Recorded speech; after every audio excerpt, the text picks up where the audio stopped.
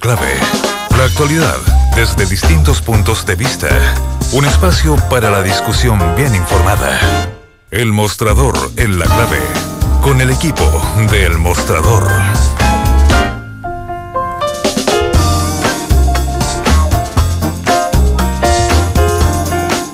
Estamos ya con El Mostrador en la clave. Mirko Macari, Héctor Cosio, ¿cómo están, muchachos?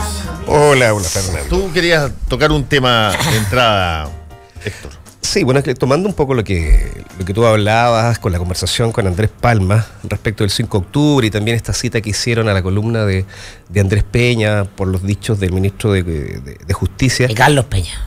De Carlos Peña con respecto al ministro de Justicia. Quisiera hacer un empalme con lo que se resolvió ayer en la comisión mixta respecto de las libertades condicionales para todos, para delitos comunes, pero también para personas que están presas en Punta Peuco, para personas presas, digamos, por delitos de lesa humanidad. Una de las cosas que propuso el gobierno y que ayer se discutió era que las personas que tuviesen una enfermedad terminal podrían ser excarceladas. También aquellas personas que tuviesen una dependencia física o un medicamento también pudieran ser excarceladas, y aquellas personas que habiendo cumplido la mitad de la pena y cumpliendo 80 años en la cárcel también fueran ser excarceladas. Finalmente eso se resolvió, le fue mal al gobierno y eso quedó fuera. Es decir, hoy día no existe, mediante el sistema de libertades condicionales, no se puede excarcelar a ninguna persona por ninguno de esos, de esos requisitos. Pero en el punto que yo quiero hacer hincapié, y me parece más trascendente, es que también se sostuvo, especialmente para los delitos de lesa humanidad, que se pudiese quitar el requisito del arrepentimiento para poder conceder la libertad condicional. A mí ese punto me parece muy relevante, porque en el caso de aquellos condenados en Punta Peuco, son personas que no simplemente no han colaborado sustancialmente con la investigación, sino que han legitimado, después de llevar décadas presos, han legitimado cada uno de los hechos que han cometido, cosas tan terribles como legitimar la existencia del cuartel Simón Bolívar, el cuartel más dramático y más tristemente horroroso del exterminio durante la dictadura militar. Pero aquí yo quiero detenerme en quién propone esto. Quien propone que quitar el arrepentimiento es precisamente el Ministerio de Justicia y es el gobierno. Cuando tú propones quitar el arrepentimiento a una persona que ha cometido este tipo de delitos, lo que tú estás diciendo es que en el fondo no importa los delitos que tú hayas cometido.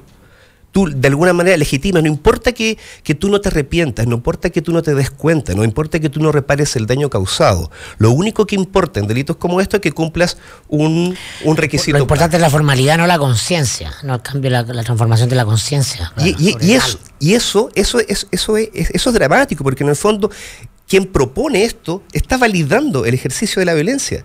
Es lo mismo que decía Carlos Peña respecto de Larraín. Cuando tú dices, yo voté por el sí, por una forma de racionalismo, de decir por el sistema económico, porque no quería que esto se desordenara, estás ocultando que en el fondo te importa un carajo las muertes, porque lo que te importaba simplemente era el modelo. Cuando tú, frente a la comisión mixta, llega el gobierno y dice, no, las personas que están presas en Punta Peuco, no es necesario exigirles el arrepentimiento, estás diciendo exactamente lo mismo.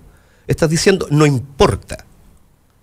No importa que estas personas hayan cometido los crímenes más atroces y que hasta el día de hoy los sigan defendiendo como un ejercicio del deber. Eso, afortunadamente, no ganaron. Eso quedó fuera de la discusión. Hoy día las personas que están presas en Punta Peuco, no solo para obtener la libertad condicional tienen que arrepentirse, sino que tienen que además entregar una carta pública, negando, una carta pública en donde se rechaza inequívocamente todo lo que se hizo y colaborar. O sea, requisitos mínimos. Pero el punto que yo quería hacer hincapié es en eso, o sea, es la solicitud. O sea, si tú no podís quitar el arrepentimiento en este tipo de delitos, bueno, y en cualquier otro. Si tú vas a pagar con pena, no es suficiente, pero con pena también tienes que reparar un daño. Y en este caso no hay ningún daño, y me parece que afortunadamente le fue mal a la comisión mixta. Sí. Por lo tanto, esto tiene que entrar a funcionar a partir de cuándo. Esto no va para atrás, sino que va para adelante. Va para adelante. Claro, para adelante. Bueno, después de la comisión mixta me imagino que todavía faltan algunos trámites legales. Faltan algunos pasos legales todavía. Sí, exactamente, legislativos. Pero yo creo que hay un punto importante. Pero insisto, o sea, lo que yo quería hacer era empatar esto con un poco lo que estaba hablando recién de Palma, que en el fondo yo creo que también en el tema del 5 de octubre y estas personas que votaron por el sí, ¿no? También ahí está ese sentido, o sea, despojar cualquier... Yo ahí pondría un matiz. Hay ciertas cosas que pasan y que tú tienes total derecho a clasificarlas como legítimas, incluso como genuinas. Tú te puedes arrepentir de un acto que tú hiciste, sin duda. Hay montones de personas que trabajaron en la franja del sí que hoy día se arrepienten profundamente de haberlo hecho. Y más aún, yo conozco montones de gente que están arrepentidos de haber votado que sí. No conozco a nadie que esté arrepentido de haber votado que no. Y creo que ese cambio que las personas pudieron haber experimentado en su evolución política puede ser genuino y pueden querer abrazar la situación del no. Distinto es, creo yo, quien no ha expresado públicamente nunca, pudiendo hacerlo. O sea, voy a ir un poco a la lógica del cómplice pasivo que caratuló el presidente Piñera, en el sentido de, pudiendo hacerlo, porque eran unas figuras públicas, no lo hicieron. Hasta el día de hoy. Eso es distinto. Pero personas que, por ejemplo, han cambiado de opinión, que se convencieron que su postura estuvo equivocada, por cualquier razón. Yo creo que los brazos del no deben ser lo suficientemente anchos para abarcarlos a todos. Distinto es las personas que hicieron cosas específicas, que participaron y que tienen cargos públicos y por lo tanto tienen repercusión pública. No se va a descubrir esta evolución por telepatía. Se tiene que hacer porque hay actos que eso lo señalan. Hay gente que ha señalado públicamente que está arrepentido de haber votado que no, de haber votado que sí, o de haber apoyado el plebiscito. Y yo lo valoro. Yo a esa persona no le cierro un portazo en la cara, digamos. Bienvenidos sean. Otros no. Otros son personas que, habiendo votado que sí y habiendo actuado tal cual como ellos siempre pensaron, hoy día tratan de señalar que ese fue el día del retorno a la democracia para todos los chilenos en términos oportunistas. Eso, y se cacha perfectamente bien quién es quién en ese tipo de situación. Creo. Pero si que hoy día hubiese que decir las personas que estaban dispuestas a votar por el no, serían muchísimas más que las que votaron por el no. Me parece indudable. Sí, yo creo independientemente de lo que pasó después, independientemente de que... Es que no puede ser independiente. No, es que es independiente. No puede ser independiente. Sí, es independiente. No lo es. Bueno, te estoy diciendo que yo opino que sí. A ver, Mirko. No, que claro, que a la luz del 8, y esto tiene que ver con la reivindicación de la concertación por parte de la derecha. El propio Piñera ha reivindicado con la concertación, todo el columnismo, leninismo dominical, ¿no? Y todos los personeros que ahí escriben en función de ocupar cupos cercanos al sector de centro derecha, el eufemismo de la centro derecha chilena, todos tienen un elogio de los 20 años de la concertación hasta Bachelet 1. Por cierto. Entonces, es claro que hoy día te decía, en realidad estábamos un poquito excedidos. Si hubiéramos sabido que esto iba a ser así, por supuesto que votábamos que no, pero no tiene gracia porque no, el asunto era en el contexto. Ese no es el caso que estoy poniendo yo. ¿Y el ministro qué? Yo no estoy poniendo ese caso. Ese es el caso, te digo, del tipo oportunista, el tipo que dice, oye, ya que tenemos que, ya que la gran mayoría del país abrazó este no, aunque no votó por él, porque eran chicos o porque no existían, ya que abrazó por él y hay que tenerlo como un hito. Ok, yo me sumo al hito en esta particularidad de, oye, qué bueno que haya retornado la democracia. No, yo estoy hablando del no, de las personas que abrazan lo que pasó en el no y por su evolución política, genuinamente diciendo que se equivocaron, que estuvieron mal en hacer lo que hicieron. ¿Qué hay? Bueno, qué bueno, tráelo algún día a la radio, yo no sé, no conozco, yo creo que todos los que la caricatura, Mirko, de decir que mira, todos los que éramos seguimos siendo y son los únicos, para, eso no funciona. Para nada, hay de todo ahí en la viña del Señor. Sí. Y probablemente la gente que votó que sí, hoy día te muestra todo tipo de sensibilidades. Lo que estoy diciendo es que políticamente el grueso del argumento, ¿no?, que hace un mea culpa respecto al votado que sí, está inexorablemente unido a la evaluación de lo que fueron los 20 años de la concertación. No me cabe que se piense esa mirada retrospectiva hacia atrás, independiente de eso. Es el contexto lo que posibilita esas opiniones, ¿no? Y por eso que no tiene ni una gracia. Si la gracia es tratar de recrear el contexto en que estábamos viviendo en esa época. Sí. Esa es la gracia. Sí, pues yo creo que ese es el ejercicio periodístico relevante. ¿Por qué? Toda la gente que votó que sí, incluso muchos no siendo pinochetistas, votaron que sí, y ese es el debate interesante. A mi juicio, lo que es políticamente relevante, con que tiene que ver con la conciencia de muchos, y muy probablemente a eso se refiere el ministro Larraín al justificar, o más bien dicho, explicar por qué votó que sí, y es porque el régimen era un proyecto que iba más allá de la figura de Pinochet. Esa es la genialidad de Jaime Guzmán. Y entonces su visión y su grupo, y el ministro Larraín era parte de ese grupo. El ministro Larraín entra a la UDI una vez que ha asesinado a Jaime Guzmán el año 90. Ese grupo entendía que más allá de la simpatía o afectos personales a la figura de Pinochet, había un régimen que defender, y ese régimen estaba consagrado en la Constitución del 80. Y es justamente el plebiscito y sus dos opciones, sí, ¿no?, están contemplados en el itinerario constitucional para finalizar lo que se denominaba en la Constitución el periodo de la transición, que era del 80 al 88. Este es un régimen fundante de un orden público. El punto de inicio es la Constitución del 80. Hay 8 años de régimen de Pinochet, y la continuación de Pinochet, o se suponía, porque no hablaba de que hubiera o no, sino que el candidato que la Junta propusiera iba a ser sometido a plebiscito. Pero lo que ganara quien ganara, pues ganaba Pinochet, iba a haber Congreso. Las consecuencias políticas de eso eran radicalmente distintas, por supuesto, pero ojo, entonces lo que hay que meterse a indagar es cuándo, cómo y por qué, en qué circunstancias políticas, ¿no?, se toma ese itinerario institucional, y qué es lo que implica y cómo intervienen los diversos actores. Y aquí no hay explicaciones unicausales. Entonces yo me revelo a el discurso mitológico de que le ganamos con un lápiz, que es sorprendente en manos. ¿No te gusta votar? En boca, no, porque entiendo que el voto es una circunstancia estratégica en función de un proyecto político. Yo voy a votar que no, y creo que fue muy positivo que ganaran no, y dadas las circunstancias que habían en esa época, era lo que había que hacer.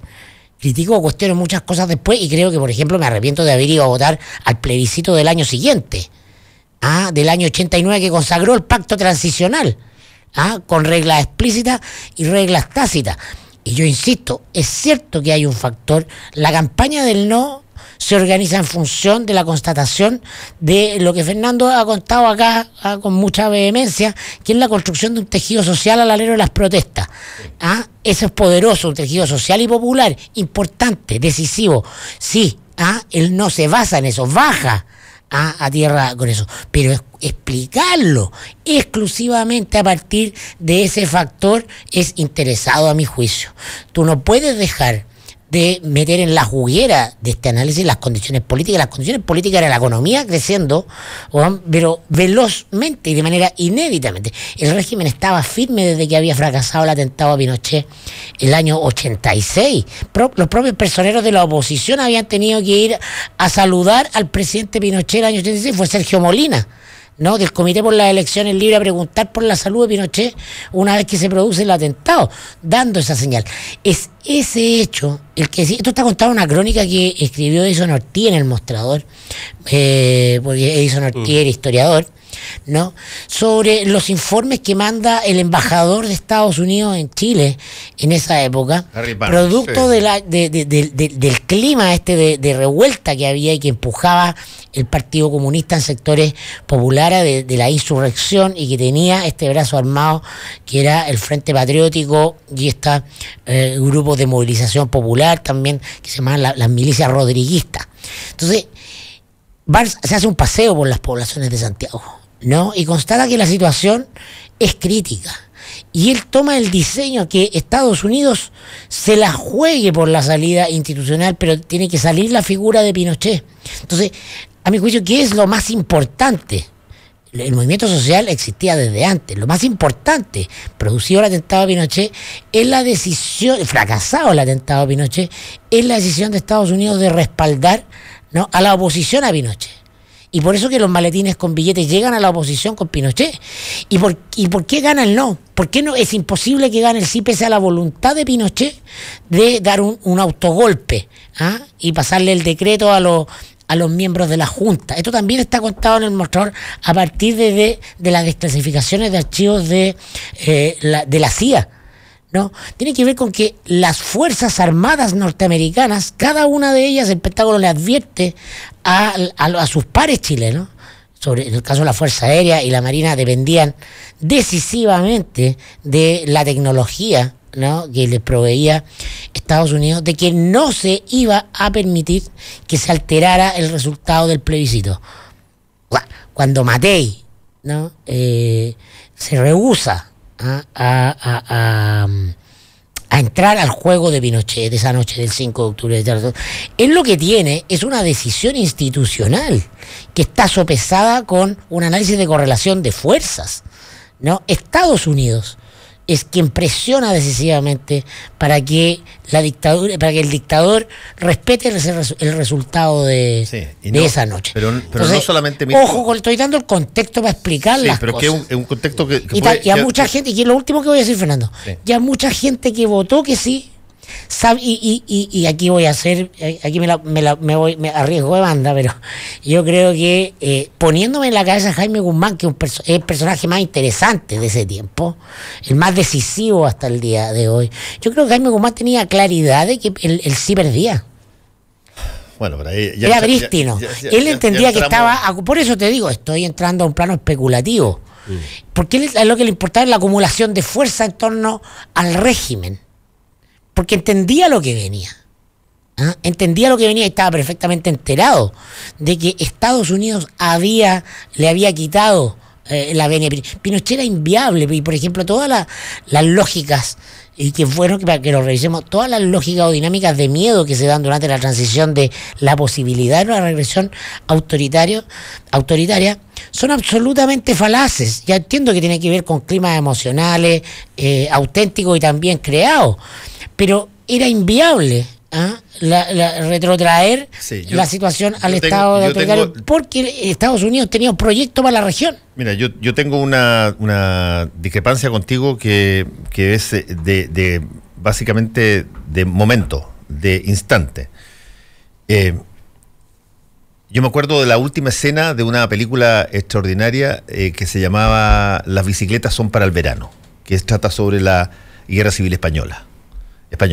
Y en la última escena, esta familia, con los que quedan, porque se trata sobre una familia y las peripecias durante la Segunda Guerra, la Guerra Civil Española, esta familia está caminando y la han pasado de Kiko y Caco, pero qué sé yo, que allá, por todo, y la mamá siempre insistía con una frase diciendo, no te preocupes que cuando se acabe la guerra, ya viene la paz, así que tranquilas a todos.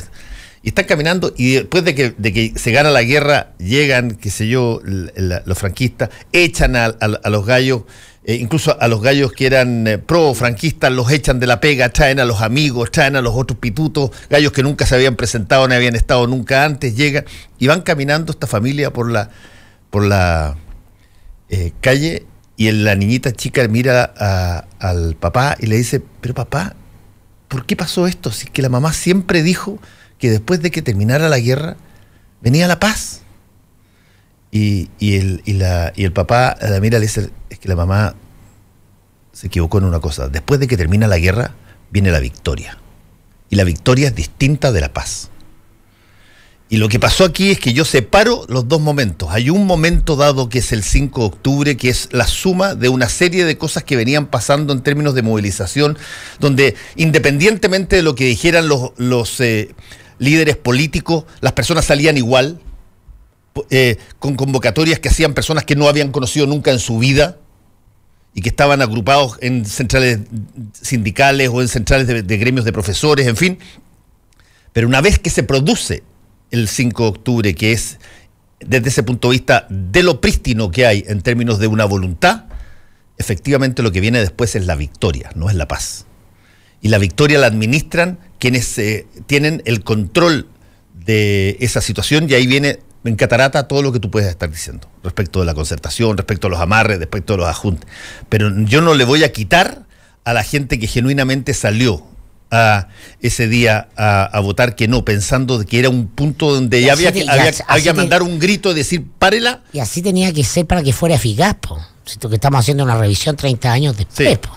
O sea, si queremos reinstalarlo en la mera emocionalidad del momento, y veo mucho político, veo mucha gente preparada también instalada en la lógica de la recuerdo de la emoción. Pero es que tiene de las dos cosas. Es que tiene de las dos cosas. Está bien, pero no es práctico. O sea, es mucho más interesante justamente, y qué bueno que Cosio retomó o repuso las palabras de la revisar qué pasaba en el mundo de la derecha en ese entonces. Por cierto. ¿Cuánto del pinochetismo era? ¿Cuántos de esos votos del 44% de Pinochet era un voto por Pinochet o eran por otras cosas? Pinochet tampoco era un personaje simpático para buena parte de la derecha política, y tenían plena conciencia de eso. Era un instrumento de eso. Sí, estoy de acuerdo de un proyecto. Y así se entendía. El grupo pinochetista, de hecho, el grupo pinochetista radical no estaba en la UDI, había un grupo, un apéndice de la CNI que se creía que era Avanzada Nacional, que la dirigía Álvaro Corvalán. Ahí estaba el intento de politizar el pinochetismo. Sí. Sí, ahora yo creo que efectivamente el contexto que tú tan pormenorizado que haces, Mirko, efectivamente ocurre. O sea, es decisivo la intervención de Estados Unidos, así como fue decisiva la intervención de Estados Unidos para sacar a Allende, también fue decisivo para sacar a Pinochet. Ahora yo creo que en esta ecuación también el tema, aunque tú no lo mencionas. Un dato más.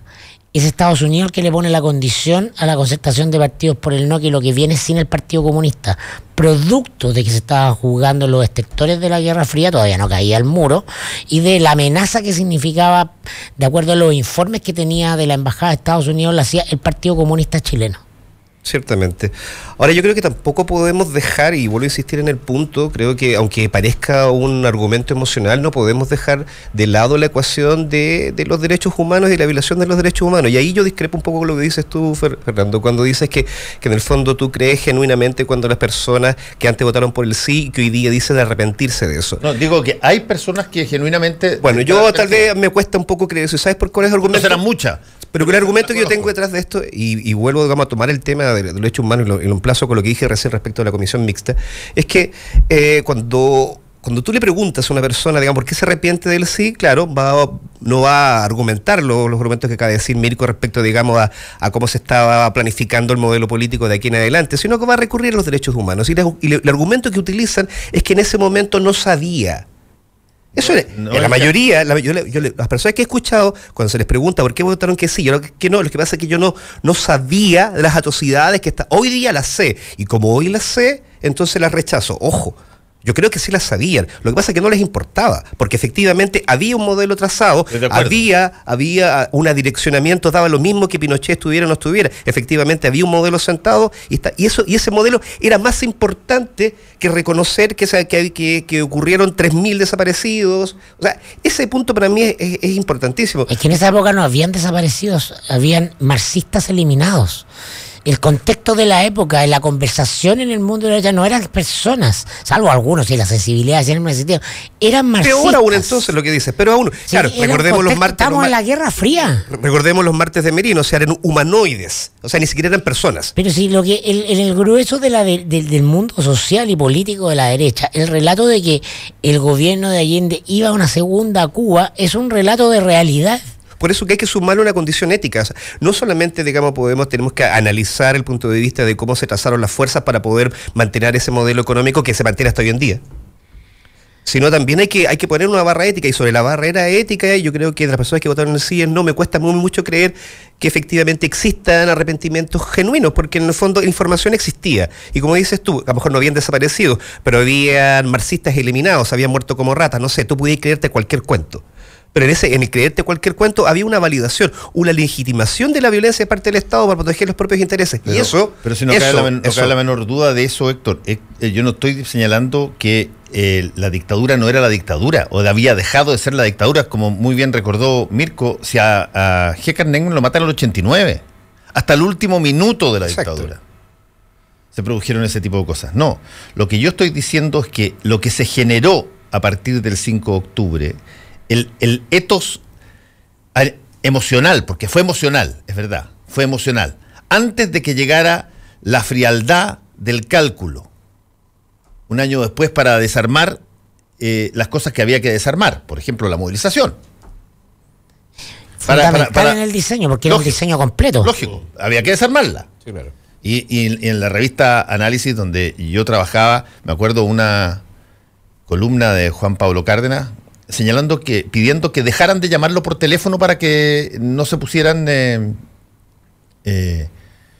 para que se dejaran de poner los llamados a las marchas y a las cosas que habían posteriormente al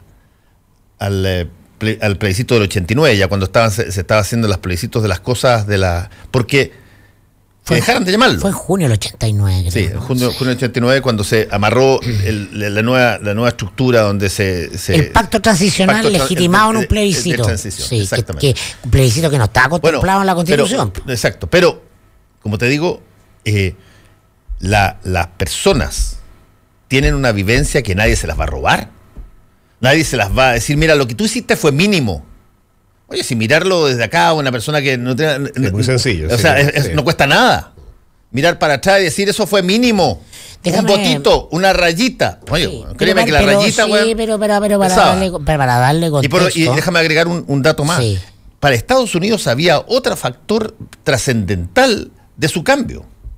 Le fueron a matar a Orlando Letelier a la capital. Sí, eso marcó un antes y un después.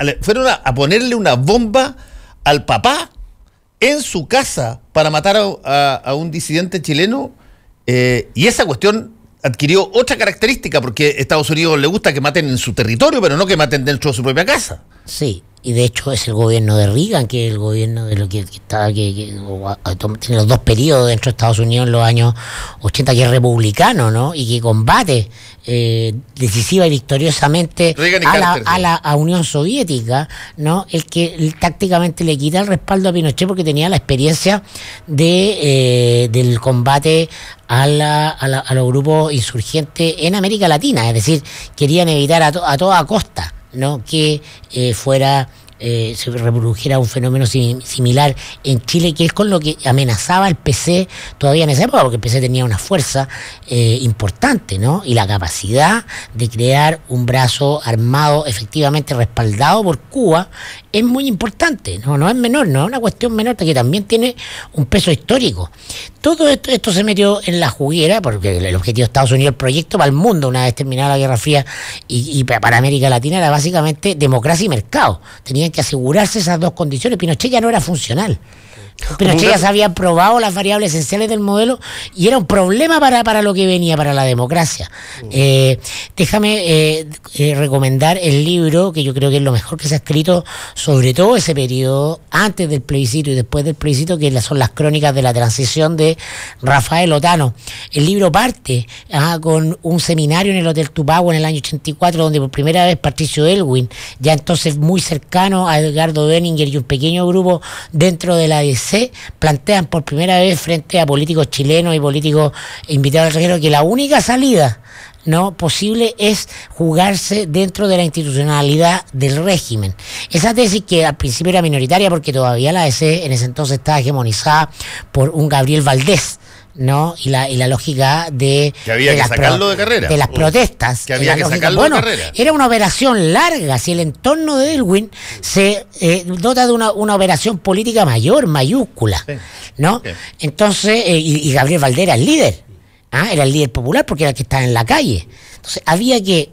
El contexto ideal se lo regala el Partido Comunista con el atentado fallido del año 86, la oposición se desmoviliza y este grupo toma la hegemonía. Y este grupo es el que mantiene la relación con Estados Unidos. Y en la misma noche del plebiscito, también está contado en la crónica Tutano, está el claro apoyo de Enrique Correa y Ricardo Solari, figuras centrales del Partido Socialista, para que Elwin sea el candidato, ¿no? Al año siguiente. Ese negocio se arma esa misma noche. Hay un personaje que a mí me encanta. Tenemos que hacer un alto. Bueno, lo digo después. No, pero ciérralo. Sí, hay un personaje que me encantaría escuchar alguna vez, que pueda narrar su experiencia, que es Alfonso Silva, hoy día embajador de Estados Unidos, coagente en La Haya. Él fue nombrado por Pinochet, inmediatamente ocurre el crimen de Orlando Letelier como primer secretario de la Embajada de Estados Unidos. Él llega a controlar la Embajada de Estados Unidos, inmediatamente cometen el crimen. Nunca ha dicho una palabra. Volvemos en un ratito. Justo al mediodía, de lunes a viernes, Cónclave Deportivo. Entregamos fútbol primero que todos. Pero fíjate los grandes equipos de Chile en la historia, ¿ya? Y ahí es donde yo creo que nos hemos farreado un montón el tema de la identidad. Los centrales del Mundial del 62. El equipo que mejor jugó en la historia del fútbol chileno. Tercero del mundo. Chico Peñerillo, Pancho Guiluz, Manegán, Chamagol González, Flaco Larra y Marcelo Muñoz te hablan de fútbol en Cónclave Deportivo. ¿Qué es más importante? El sistema, los jugadores, la forma, la adaptación. Cuando nosotros cuestionamos o analizamos con respecto a este recambio, como quieran llamarlo, es buscar que se complementen al sistema o realmente a cómo jugaba esta selección, que tiene que ver con un tema de actitud, que tiene que ver con un cambio de mentalidad que hubo. Cónclave Deportivo, de lunes a viernes, justo al mediodía, 92.9. Somos fútbol, somos la clave. Hora clave. 9 de la mañana, con 3 minutos. 92.9. Somos como tú. Somos la clave. Querida excusa, estoy feliz porque te vas con el frío. La primavera no es compatible contigo y ahora haré todas esas ideas que tengo en mente. Haz que las cosas pasen. En octubre, Banco Security te apoya para que concretes todos tus proyectos con los mejores beneficios. Crédito de consumo a tasa preferencial o 4 a 12 cuotas sin interés en grandes tiendas. Pagando con tu tarjeta One. Si aún no eres cliente, descubre si tienes una oferta en bancosecurity.cl. Banco Security. ¿Quieres? ¡Puedes! Para hacer un buen negocio, necesita ser un gran anfitrión. Para organizar un seminario productivo, debe elegir el lugar correcto. Visite Hotel Los Nogales y compruebe que superaremos sus expectativas. 5 salones de hasta 300 personas con equipos audiovisuales, estacionamiento y Wi-Fi de alta calidad. Cotice en hotelnogales.cl o al 223-356958. A 2 cuadras del Metro Estación Los Leones. Hotel Nogales, Los Nogales 741 Providencia.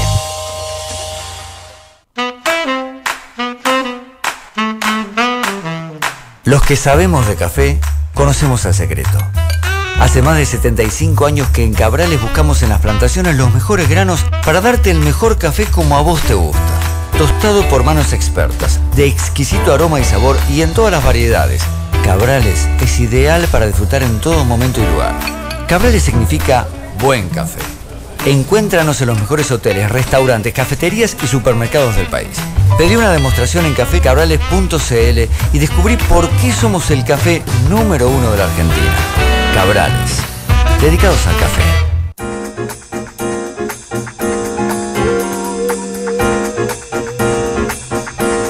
Ya estamos de vuelta en Combinación Clave con el mostrador en la clave.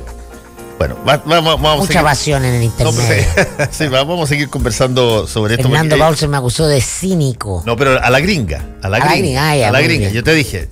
Interpretas. Sí, una interpretación cínica, sin duda. No la chilena. La chilena es cínico, aparece como hipócrita. Yo te dije que. Yo te dije que cínico, el cynic, cuando te dicen que se refiere a la persona que no cree que alguien se pueda mover por nada más que sus intereses o lo que le conviene. Y eso no es político.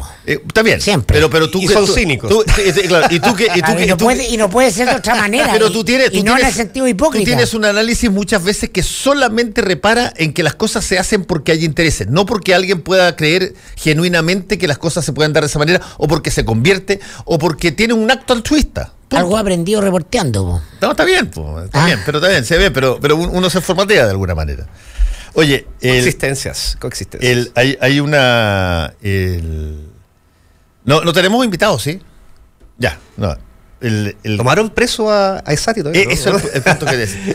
Oye, ojo lo encadenaron, le pusieron grilletes. Ayer sacaron una foto en Cana. Ayer cuando empieza a correr de que Esati no iba a ir al interrogatorio con el fiscal Arias, yo llamé a un par de amigos abogados y yo dije, perdona, yo no estuve trabajando en una oficina de abogados harto tiempo, ya va sobre este caso, qué sé yo, lo demás, pero yo recuerdo de que uno no puede extremar los deseos de no ser interrogado solamente porque se le ocurrió. No, pero tiene resquicios legales. No, pero ya es que eso... Caso Soquimich, o sea, pero es que ¿cuántas veces patearon las declaraciones? Pero esos resquicios legales en el caso de Sati ya fueron cumplidos porque ha pedido la tercera. Y por lo tanto, yo dije, a ver, cuidado, porque de repente el fiscal puede decidir que no otorga lo que se está solicitando, esta nueva. Y si es que se resiste el cardenal, en una de esas termina engrillado. Lo que pasa es que estas se llaman maniobras dilatorias, igual que en la submarinística se habla de maniobras elusivas. Sí, claro. Tienen que ver con que la defensa de Sati pide para el viernes el sobreseimiento. Sí, es el sobreseimiento, sí. El sobreseimiento, entonces dicen que absurdo ir a declarar, vamos a esperar al viernes a que se sobresea. Sí, o que se decida si se sobresea una obra. Bueno, por eso que los buenos abogados son caros. Sí, y el abogado acá es Hugo Rivera, ¿no? Hugo. ¿Y quién lo financia? Esa es la pregunta clave. ¿El arzobispado con su caja? No creo que el señor Sati tenga una fortuna, o quizás sí. No lo sé. Yo tengo la impresión de que esto, yo supongo que tiene que ser financiado por el arzobispado. Sería una buena pregunta, pero yo... ¿Cuánto cobra? ¿Estará rebajado por servicio a la iglesia o será hora UF tradicional? No, probablemente siempre se rebaja un poco, y en una de esas lo hace ad honorem, no tengo idea, porque puede haber personas que lo hagan así. Pro bono, dice. Claro, pero si es que hay dinero de por medio, la pregunta de quién paga no es menor. Y yo creo que el arzobispado. Hugo Rivera es uno de los 5 penalistas más top, ¿no? Sí, es de los más caros, además. Un gran abogado, sí. Fue el abogado también de Andrónico Luksic en el caso de... fue varios estos casos la cosa que le dijo este diputado que está pasado revolución. Sí, Gaspar Rivas, sí, la injuria y calumnias contra Andrónico. No, ya había sido antes en un juicio chico que no llegó a gran cosa, sobre una persona que por Twitter le hizo un Twitter como los Luksic, con su nombre de los Luksic, y generando puras pseudas instrucciones de Andrónico Luksic desde el punto de vista, todas ellas malévolas, qué sé yo, y maldadosa. Oye, déjame, ¿puedo ser un poquito autorreferente? No. Hoy día el Mercurio publica una nota donde habla de la situación de Monseñor Cox. Aparece Monseñor Francisco José Cox, que fue arzobispo de La Serena, y una vez apareció los antecedentes contra Cox el año 2002, fue objeto de una suerte de exilio dorado en un monasterio de los más rápidos sí. y lo más con Errázuriz, de los primeros, sí. con Errázuriz de cardenal arzobispo de Santiago. Entonces el día el Mercurio informa de que ya aparecieron querellas contra Cox por abuso de personas que en su minuto eran preadolescentes y hoy día son adultos. Y quiero retrotraer porque la situación de Cox el año 2002 se originó a partir de un reportaje que hizo Alejandra Matus en La Nación Domingo, equipo del cual yo era parte, ¿no? Y enterada a la iglesia. Creo que es el primero. Es el primero, y por eso quiero darle el mérito a la Alejandra. Sí. Y me gusta retratar que hoy día esto se informa con total normalidad. Exacto. En los medios. Como un dato más. En esa época el Mercurio no ha informado de esto. ¿no? Más allá de la versión de la Iglesia, nos entregó los antecedentes que venían en el reportaje de la Alejandra Matus. Me acuerdo que para desactivar el efecto que iba a traer la nota del día domingo, el día viernes, el cardenal arzobispo de Santiago, Monseñor Errázuriz, se receta entrevista en el Canal 13 con Nicolás Vergara, que era su director de prensa, para anunciar que dadas ciertas condiciones, Monseñor Cox iba a ser mandado afuera. No me acuerdo las palabras exactas, pero en estos clásicos eufemismos de que se le iba a dar una suerte de vacaciones. Nunca yendo al fondo del asunto, ni hablando de abuso, eludiendo todo esto. Ninguno de los periodistas que hoy día se muestra prístino para apuntar con el dedo en ese contexto no era capaz de reproducir o repetir, salvo algunas excepciones, el contenido completo de las acusaciones contra Cox que venían en La Nación Domingo. Entonces, los contextos son decisivos. Es lo que se llama en Chile el extremismo de centro, ¿no? Esa gente que va aquí en la mayoritaria con el consenso de la época. El consenso de esta época, dada la evidencia y la información, es que, claro, puede apuntar a la Iglesia. En ese entonces no, pues. La Iglesia es una institución seria y respetable. Y 4 periodistas pasados revoluciones simplemente querían destruir a la Iglesia. Entonces, ojo, que déjame darle el mérito a la Alejandra, porque ella fue la primera que apuntó contra alguien de esa jerarquía de la Iglesia en este también tipo de fue muy rápida la sacada de Cox. Yo me acuerdo porque, y tú tienes razón, no hubo gran información, no repercutió. No repercutió mucho. Salvo en un cierto círculo. Y de pronto se sabe que se va. Y a partir del caso Caradima del 2010, cuando empieza y que ahí hubo repercusión, pero hubo una repercusión que en un principio fue lapidar a los denunciantes, hasta que empieza. Hoy día tú puedes estar en una situación donde alguien puede salir y mencionar lo que le pasó con bastante más piso, bastante más plataforma, bastante más apoyo. ¿Qué había pasado lo de Boston? Había pasado y creo que había pasado lo de Francia también. No había pasado lo de Boston todavía cuando la Alejandra Matus sacó. Solo estaba el antecedente del cura Tato. Exacto. Solo estaba el antecedente del cura Tato. Ahora, a propósito de eso, ayer llegué medio tarde y no me pude quedar dormido y me puse a leer el libro de Óscar Contardo. Rebaño. Ay, tremendo. Lo vamos a tener aquí en la semana para conversar con él. Pero, él se centra en el caso de un sacerdote, Rimsky Rojas, en Punta Arenas, salesiano igual que Sati, y Sati tiene una serie de cosas. Llegué hasta como la página número 60, ya cuando se me caían los ojos, pero no solamente tiene muy buena información, pero además la pluma de Óscar Contardo es buenísima. No solo un gran periodista, es lejos la mejor pluma, una de las mejores plumas que hay en Chile, y por lo tanto se lee muy fácil, muy rápido, y es un libro pero que te agarra de la garganta y no te suelta. Yo creo que va a estar muy probablemente me imagino que no es un libro de denuncia, sino que es una crónica de ambiente que recrea un tema que no se trata de Rimsky Rojas ni la casi como periodismo antiguo, digamos. Sí. Una cosa como las crónicas de viaje, es como una crónica de lo que va descubriendo el propio Óscar mientras se introduce en esta maraña de una persona que estaba desaparecida y no se encontraba por ninguna parte, mientras este sacerdote operaba en distintas partes donde estaba siendo destinado, pero es un caso que tú lo puedes desmenuzar pero la huella digital, ¿no? Muy bueno, Rebaño de... Y que es una trilogía además que escribió que parte con Ciútico. Claro, con Ciútico. Sobre el tema del arribismo y la élite en Chile, claro. Después hizo Raro. Y ahora hace Rebaño.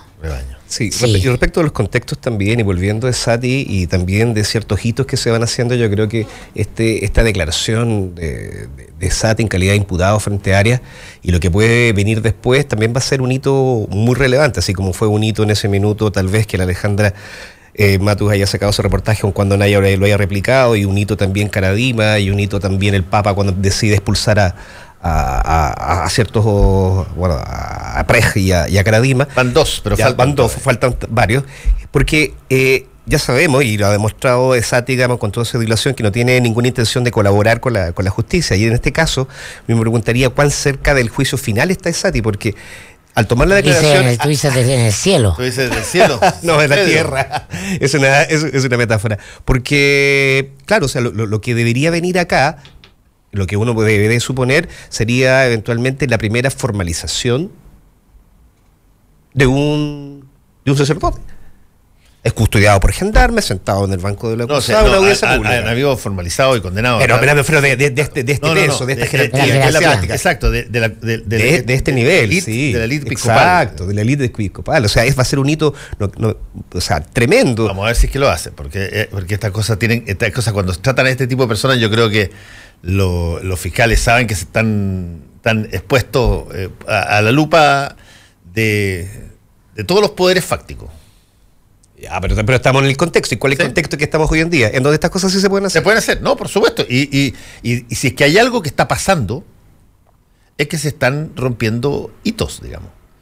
Están habiendo hitos y se están colocando primeras piedras. El mundo está cambiando a pesar de los políticos. Exactamente. Sí. Y para la Fiscalía también es toda una medalla poder formalizar, incluso ni siquiera llegar al juicio. La primera etapa del proceso penal, que es la formalización, yo creo que ya es un hito, ya es una medalla que se la van a querer colgar en el Ministerio Público, eso no me cabe la menor duda. Y para seguir con la cosa subversiva, me gustaría proponer para el Premio Nacional de Periodismo ya para el próximo año, porque este año no... ¿Cuándo es el Premio Nacional de Periodismo?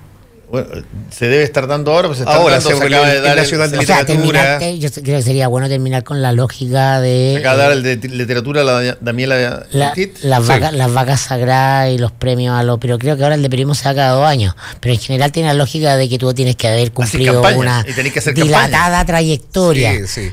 Es como el premio de Aguas Andinas. Y tenés que hacer campaña. Solamente firmé una vez por una persona, pero no. Y además que claro, ya cuando clase está al borde del cementerio o en el epílogo de tu carrera profesional te premian. ¿Por qué no se lo puede ganar un periodista joven? Yo creo que debería ser... Me gustaría proponer a Contardo y a Matamala. Me gusta esa discusión porque en el fondo más debería parecerse el Premio Nacional a lo que es un Pulitzer, es decir, al aporte real, digamos, y a los cambios que puedes producir en la sociedad a partir de una investigación periodística, más allá de haber trabajado 30, 40, 50 años en distintos medios. El premio a la trayectoria, Don Abraham Santillán. O sea, ya hay un premio. Aguas Andina no es eso. Agua Andina no es el premio a la trayectoria. Ya no existe. Bueno, ya existía. No era en la Coca-Cola tenía. Embotelladora Andina. Embotelladora Andina, eso. Es la Coca-Cola. Claro, es particularmente gerontocrático. Me lo gané yo ese.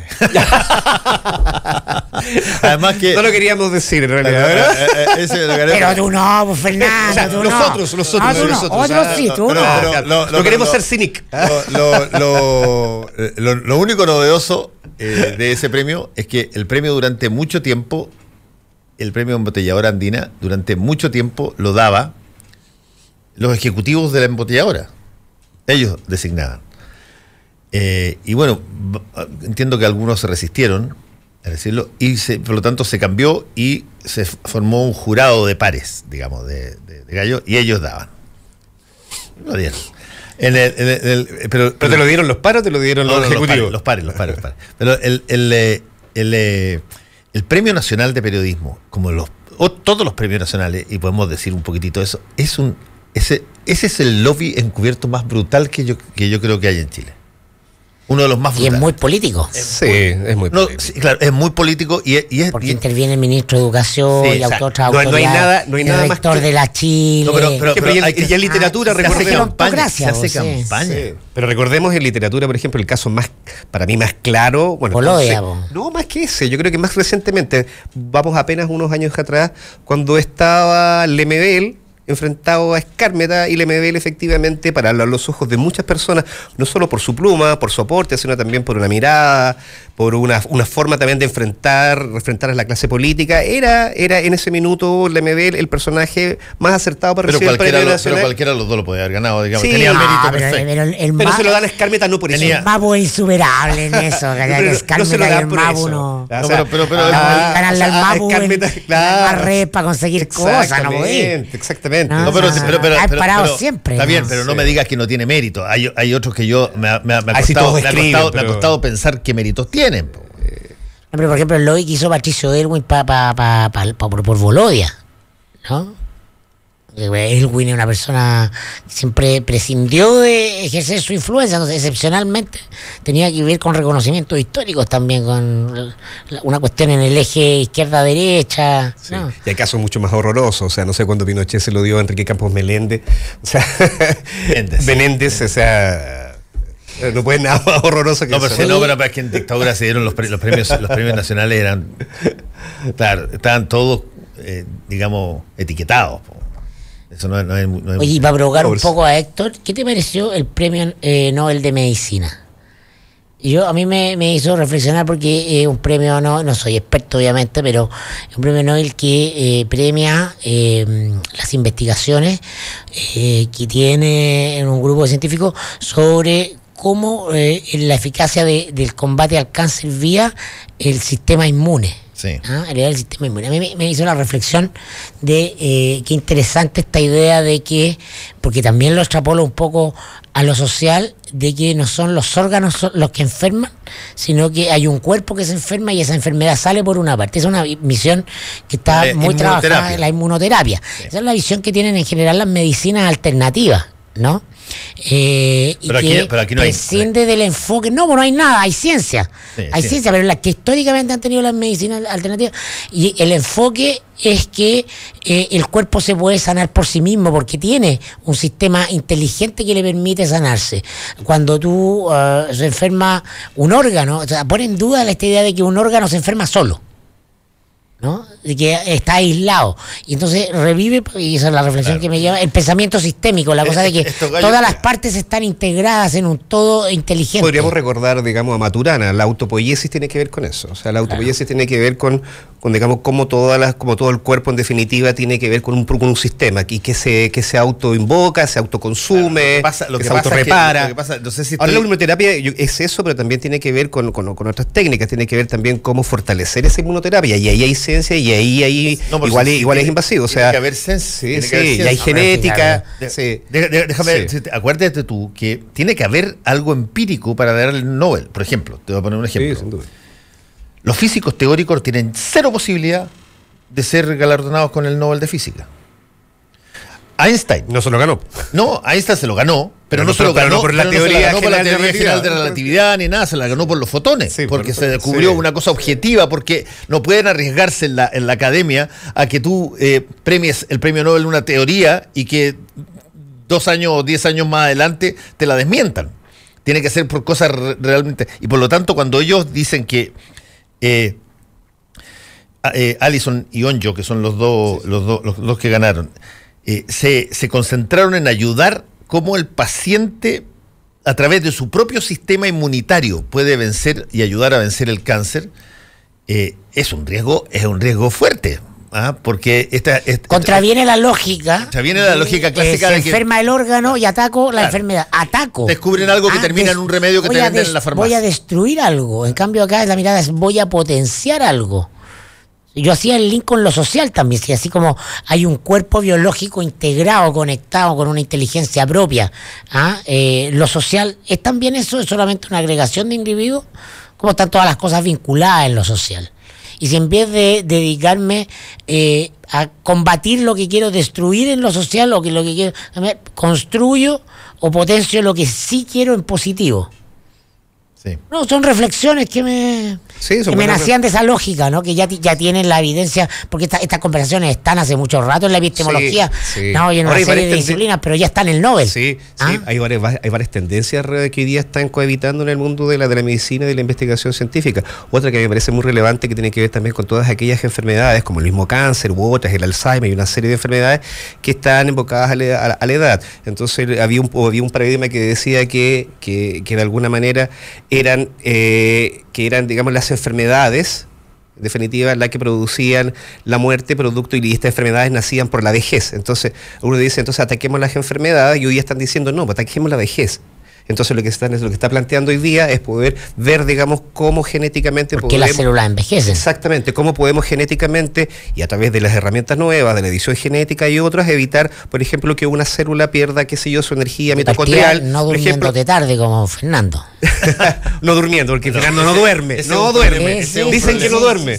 Yo tengo que... ¿Puedes pedir aumento a fin de mes? Yo te digo una cosa que yo anticipé esto, porque yo todas las noches le pido en mi única oración que hago a mi sistema inmunológico que por favor actúe en las pocas horas que yo estoy durmiendo para que alerte y levante y detenga todos los invasores que puedan tener el cuerpo. Bueno, y para terminar la idea, en la conexión de la mente con el yo he descubierto que el Negroni potencia el sistema inmunológico. Pero llevemos el Negroni al Nobel, postulémoslo, o al Premio Nacional de algo. Oye, pero para no dejar abierta la idea esto, digamos, de que el cuerpo, de cómo se ataca el envejecimiento, porque hoy día lo que se está planteando de alguna manera es que las enfermedades que provocan la muerte es un problema técnico. Y hoy día hay distintas investigaciones que están tratando de resolver ese problema técnico. Una vez resolviendo ese problema técnico, o sea, si la muerte es una situación técnica, entonces habrá alguna herramienta técnica para poder corregirla. Y ahí se enfoca la inmunoterapia, y ahí se enfoca la edición genética, y ahí se enfoca una serie de corrientes que tienen que hoy día que ver con eso. O sea, hoy día la ciencia podría llegar a decir, esto que está pasando es un problema técnico, se le pinchó una rueda, cambiamos la rueda. Claro. No, pero a mí lo que me encuentro fascinante y va un poco en la línea de lo que decía Mirko al principio cuando dice este es un cambio copernicano en este asunto.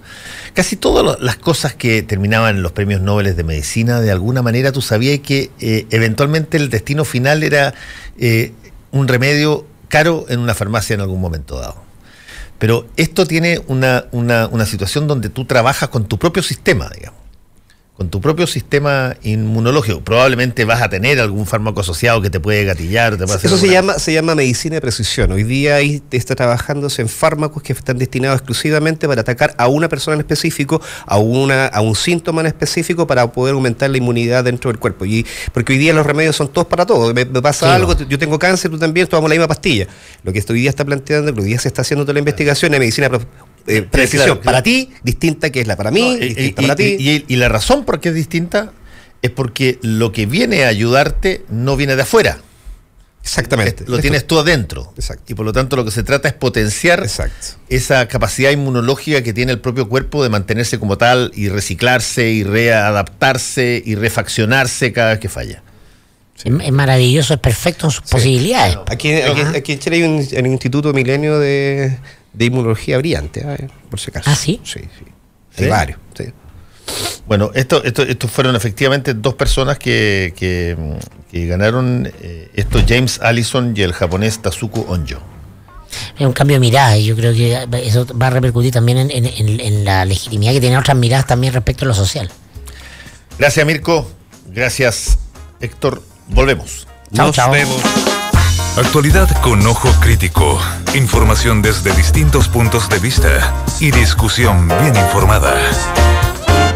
Fue El Mostrador en la Clave, con el equipo de El Mostrador y Combinación Clave.